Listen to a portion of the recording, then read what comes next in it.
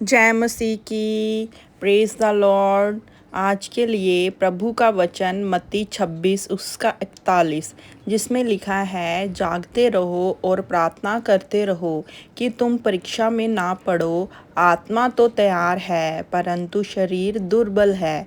यह वाक्य बाइबल का एक महत्वपूर्ण वाक्य है जिसमें मानवीय जीवन की महत्वपूर्ण सीख दी गई है। इस वाक्य को समझने के लिए हमें इसके भागों को अलग अलग करके समझना पड़ेगा, मतलब समझने की आवश्यकता है। उसको हम अलग अलग इनके वाक्यों को हम अलग अलग करके पढ़ेंगे, जिसमें कि सबसे पहला वाक्य है जिसमें लिखा है, जागते रहो और प्रार्थना करते रहो।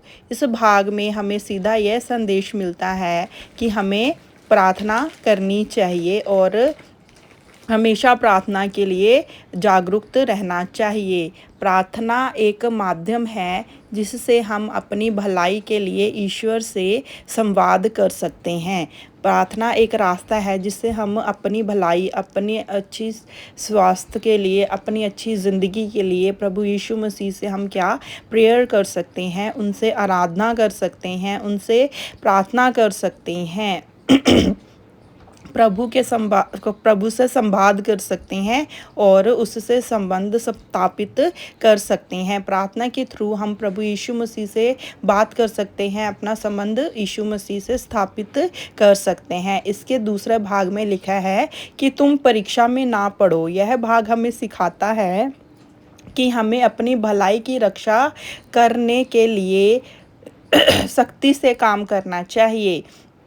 मतलब कि हमारी ज़िंदगी, हमारी भलाई, अपने अच्छे के लिए अगर हमने सोचना है तो प्रभु की प्रार्थना करनी पड़ेगी। हमें परीक्षा में नहीं डालने के लिए हमें प्रभु के साथ जुड़ना पड़ेगा। परीक्षा से तात्पर्य है, परीक्षा से अर्थ है कि जीवन की मुश्किलों के दौरों या परीक्षण समयों से जब हमें आत्मनिर्भर और धैर्य की आवश्यकता होती है। जब हम परीक्षा में डाले जाते हैं, हमारा कठिन और मुश्किल टाइम होता है, तब हमें धैर्य की आवश्यकता होती है। तो अगर हम प्रभु की प्रार्थना करेंगे तो हम परीक्षा में डाले ही नहीं जाएंगे, क्योंकि हम प्रभु यीशु मसीह से प्रेयर, उनके साथ संबंध स्थापित कर चुके होंगे। अगले वाक्य में जिसमें कहा है, आत्मा तो तैयार है परंतु शरीर दुर्बल है। इस भाग में बताया जाता है कि हमारी आत्मा हमेशा तैयार होती है लेकिन हमारा शरीर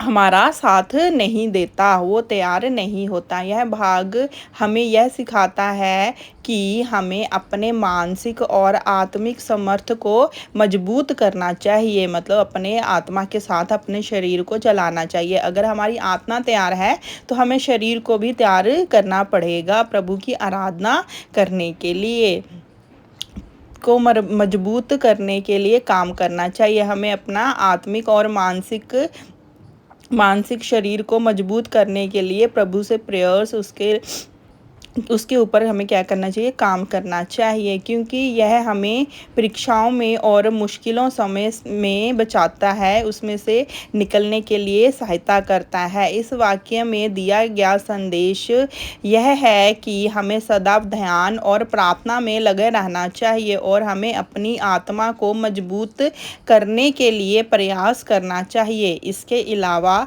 हमें अपने शारीरिक, मानसिक और आत्मिक तौर पर कड़ी मेहनत करनी चाहिए ताकि हमारा शरीर, आत्मा और मानसिक तीनों प्रभु की आराधना में लग जाए। इससे हमें परीक्षाओं में अपने मुश्किल समय में स्थिर रह सकते हैं और अपने उद्देश्य को प्राप्त कर सकते हैं। आइए आज के वचन के लिए प्रार्थना करते हैं। प्रभु, वचन करने वाले और वचन सुनने वाले को तेरे पवित्र हाथ में सौंपती हूँ प्रभु यीशु।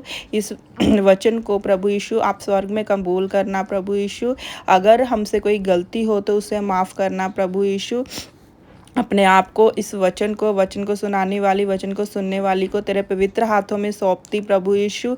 हमारी छोटी सी बेनती आपको स्वर्ग में कबूल हो। आमीन। प्रभु की स्तुति हो। आमीन।